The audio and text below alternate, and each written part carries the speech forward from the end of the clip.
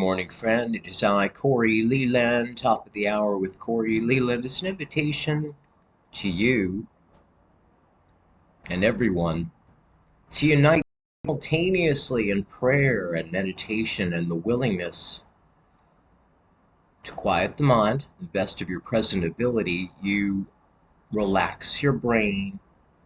You take no thought for your life, no past, no future. You utterly forget your physical body and your personality, and you come to at least one good instant where you're willing to witness to the spiritual fact only God is real, omnipresently real, and the world of time and space and people, places, things, circumstances, situations, and conditions is a dreamlike matrix, a hypnotic prison that keeps us buried in matter and flesh. So the message of Christ is, if you want to follow me into the heavenly realm, deny thyself and pick up your cross. Those who lose their life will find their life. If a man loves the world, the love of our Father is not in him, which means if you love the world, you're lost in a dream, for one thing. You're looking for happiness and joy and fulfillment and eternal safety and bliss in a realm where it doesn't exist, in a body that God didn't create. God created your spiritual essence. That's the image and likeness of God. God is not a physical body. God does not live in the time world of past and future and problems. So it takes a lot of knowing the truth that makes you free, and that's our practice at the top of each hour, I recommend, just so it's something we can do as a species to help to bring thy kingdom come, thy will be done,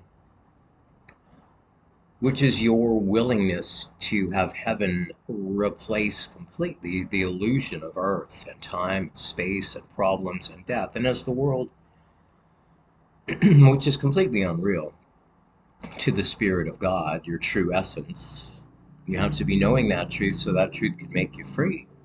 And current events give us plenty of incentive and opportunity to be knowing that truth. There is no world.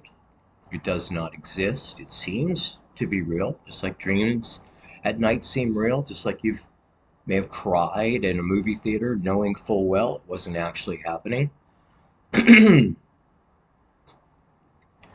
You know, when people have a near-death experience, or maybe better said, a near-life experience, where they said, well, I saw my body down there on the operating table. They told me I was brain dead, heart dead, but I wasn't there. I saw everything, but my spirit, my essence, my consciousness was looking down at the whole scene, and I felt peaceful and serene, and now I'm no longer afraid of what the world calls death. But if we are to practice the real spirituality, the real message of Christ, or any true religion, we need to be knowing that that spiritual entity, that spiritual consciousness that is forever one with God, indestructible,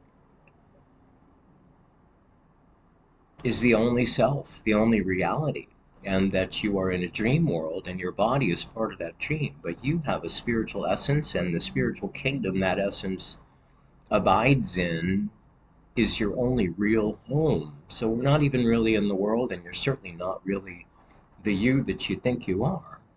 It's all a dream. It's all a prison for the mind, a matrix. So you need to be knowing the truth. I am spirit. There is no world. I am free. Every appearance to the contrary is a temptation. It's that serpent in the garden trying to convince you that you are flesh, that you are that two-legged skeleton covered with flesh and wrapped in skin, rather than the eternal essence, divine essence of what God is. So to practice stepping into your immortal soul body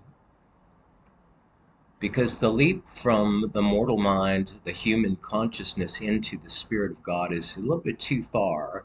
We have to step into our soul, which is one with the Spirit of God, has all the qualities of the heavenly realm, non-structural, perfection, incorporeal spiritual essence, is the real self, and that self thinks with the mind of God, the Christ mind. So when you notice yourself worrying or concerned about the body or the world, or just dreaming of a world with wars and problems and chaos and corruption, just recognize you're dreaming and know the truth. There is no world. Only the kingdom of heaven exists omnipresently, and that means eternal, changeless, perfect spiritual essence in the spiritual kingdom of joy and freedom and bliss. And we can put that allegorical Adam and Eve apple back on the symbolic tree and return to the heavenly kingdom by choosing heaven.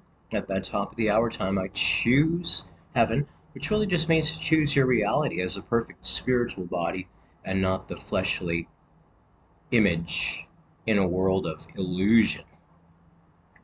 Have a beautiful day. Any questions about this? Put it in the comments. Thank you.